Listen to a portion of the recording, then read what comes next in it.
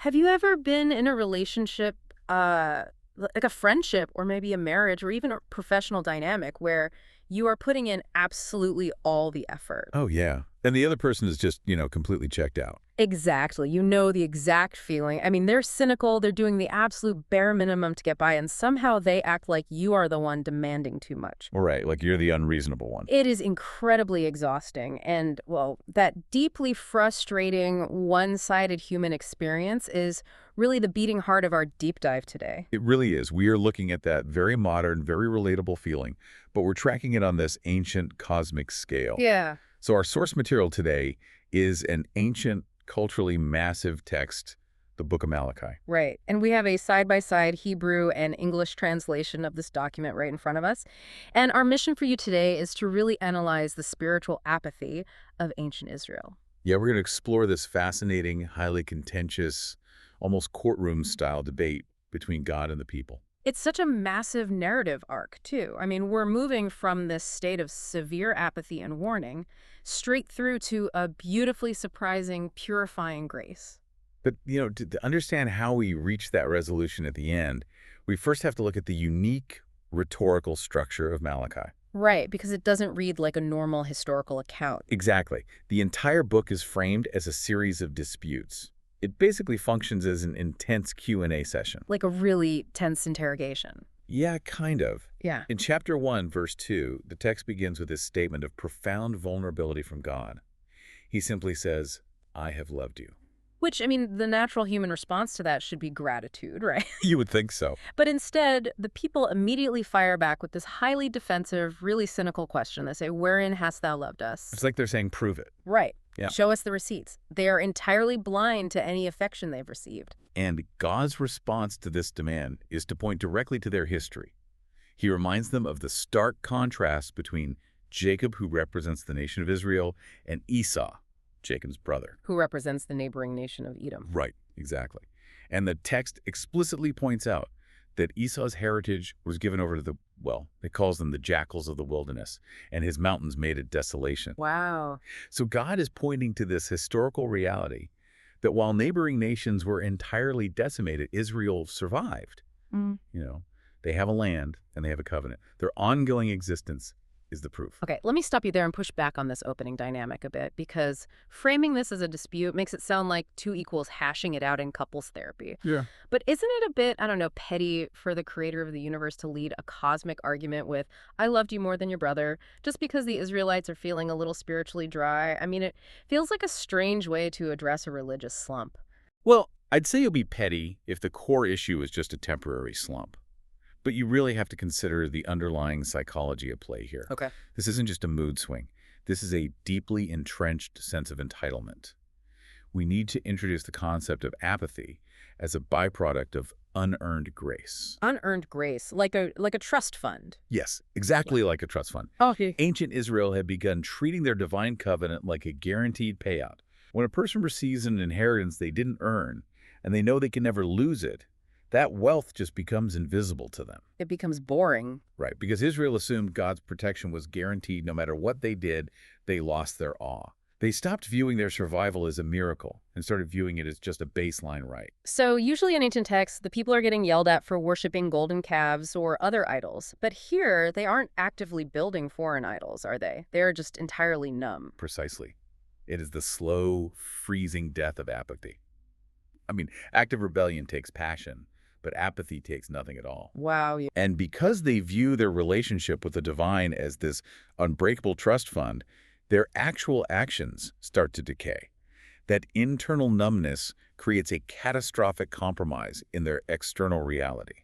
Specifically at the altar, right? Yes. Because the public had lost their awe, Yeah. their leadership, the priests completely compromised their standards. We see this in chapter 1, verses 7 through 10, where the text details how the priests are despising God's name. Yeah, by offering polluted bread. Right, and sacrificing animals that are blind, lame, and sick. Which is wild because the law strictly required the best of the flock, an unblemished animal. Worship was designed to cost them something, to be a tangible sacrifice. But the priests are bringing the rejects. Exactly. The animals that were useless for farming and totally impossible to sell at the market. See, I need to challenge this expectation, though, because we have to look at the historical reality of this post-exilic community. Fair point. These people had returned from exile. They were under Persian rule, likely facing heavy taxation and really struggling economically. So Yeah. demanding a flawless, expensive animal from a population that is barely surviving, I mean, that feels incredibly harsh. It does sound harsh. Isn't bringing a lame animal at least an attempt at worship? Like, isn't something better than nothing? That is the exact rationalization the priests were using to justify their actions. But let's look at the mechanism of the sacrificial system. Yeah.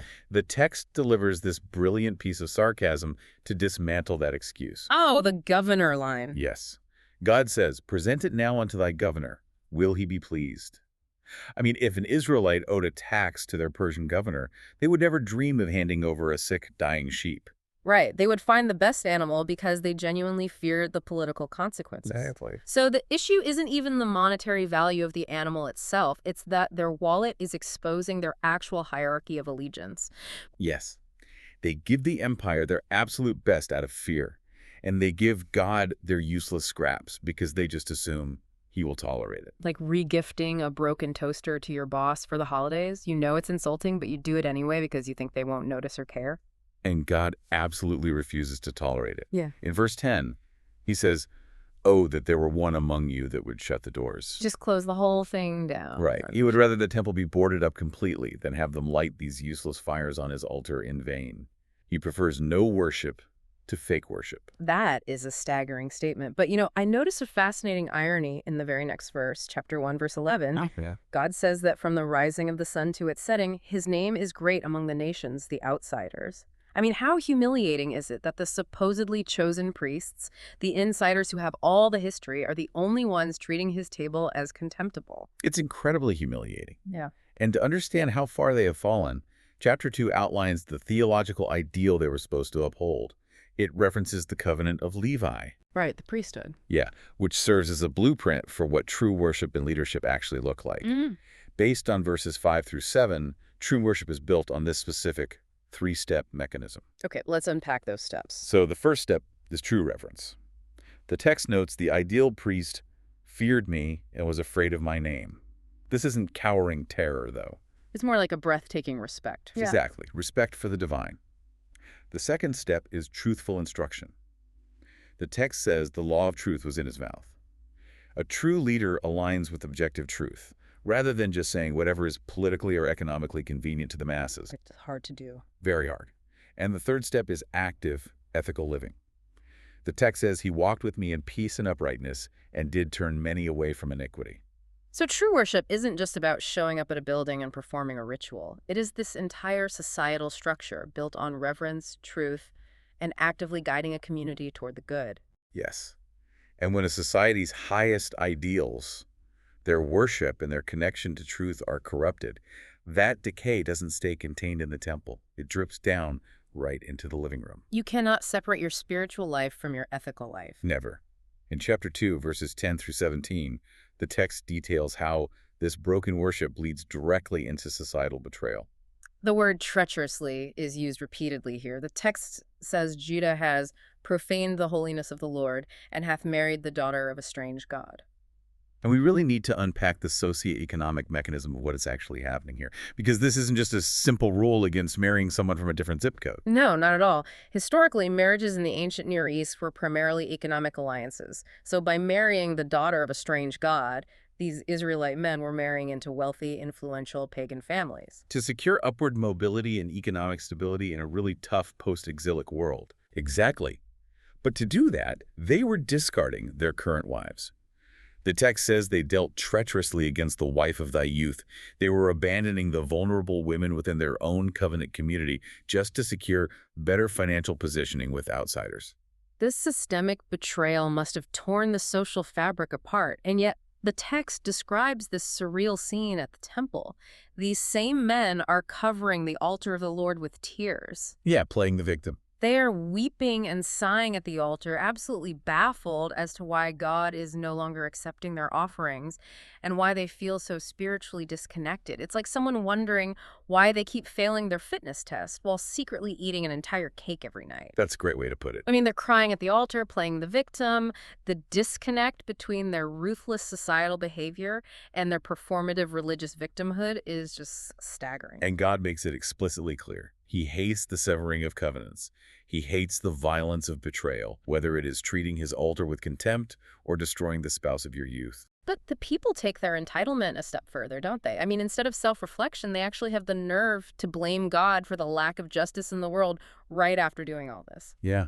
In chapter 2, verse 17, they actually look around at the broken society they helped create and say, "Everyone that doeth evil is good in the sight of the Lord.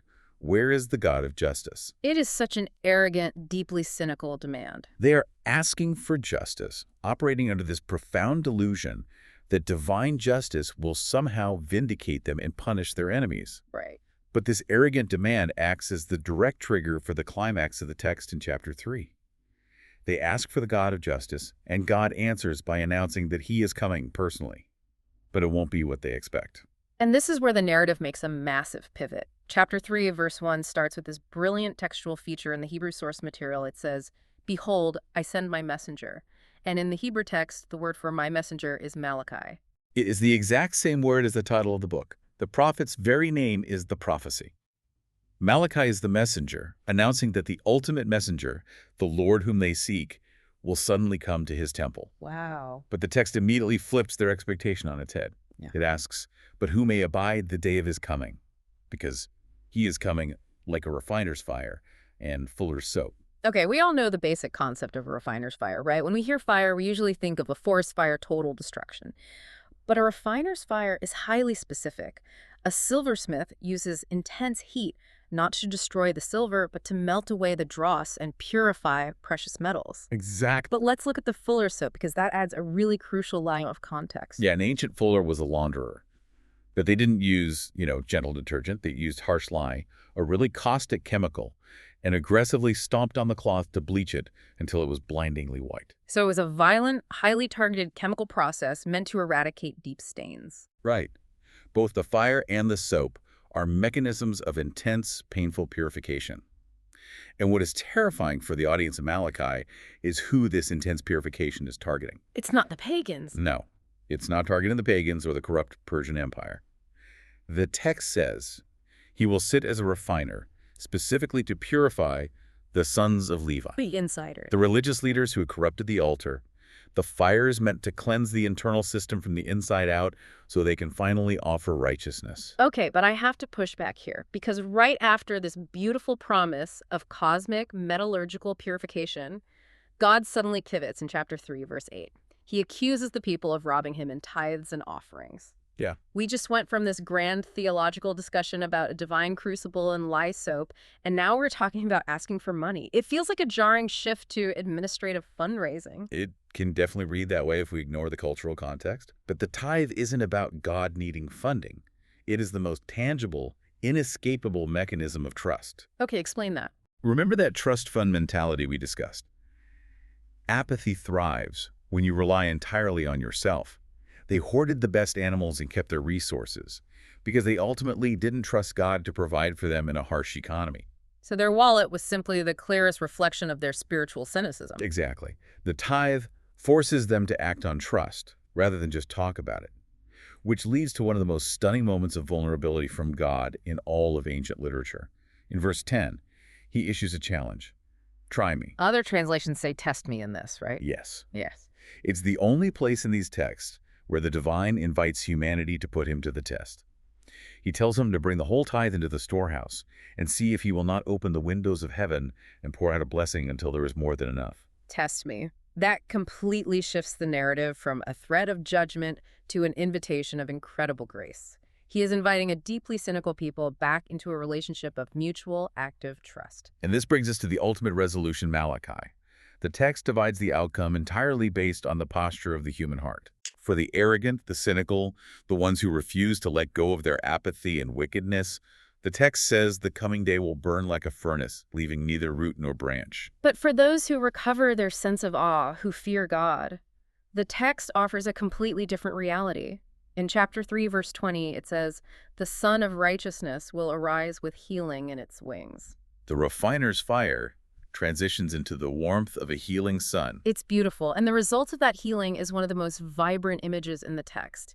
It says they will go forth and leap like calves of the stall. I love that image. Just imagine a young calf that has been cooped up in a dark, narrow, restrictive stall all winter long, suddenly released into a massive, sunlit, open pasture. I mean, the sheer joy, the unbounded physical freedom.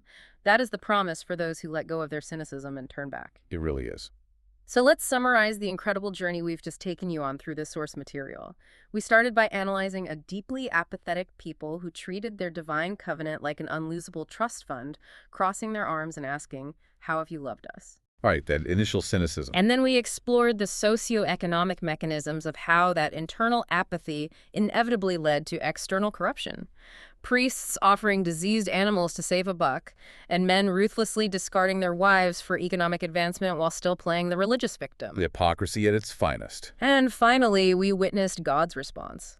Not a forest fire of indiscriminate destruction, but a highly targeted refiner's fire, and an invitation to test his grace, ultimately meant to purify, heal, and restore them. It serves as a profound psychological mirror for any generation, really. Which leads to a question we want you, listening right now, to ask yourself. As you look at the reflection of ancient Israel, where in your own life are you offering lame sacrifices? Where have you allowed yourself to become apathetic, treating your relationships, your career, or your spiritual life as a guaranteed trust fund? Are you just going through the motions, putting in the absolute bare minimum, and then wondering why you feel so disconnected, exhausted, and cynical? That is the enduring challenge of the text. But before we finish, there's one final, hauntingly beautiful detail from the very end of our source material. All right. In the closing verses, chapter 3, verses 23 and 24, right before the warning of the great and terrible day, God makes one final promise. He promises to send Elijah, the prophet, to clear the way. Elijah, historically known as a massive feature of power and miracles. Yet his ultimate mission here isn't to part seas or call down lightning or overthrow political empires. The text explicitly states his final mission is to turn the heart of the fathers to the children and the heart of the children to their fathers, lest the land be struck with utter destruction. Wow. We leave you today with this to ponder. Out of all the cosmic, spiritual, and economic problems in the world, why does the ultimate restoration of the entire cosmos hinge completely on the healing of family relationships? It fundamentally changes how we view our daily interactions. It really does. Until next time.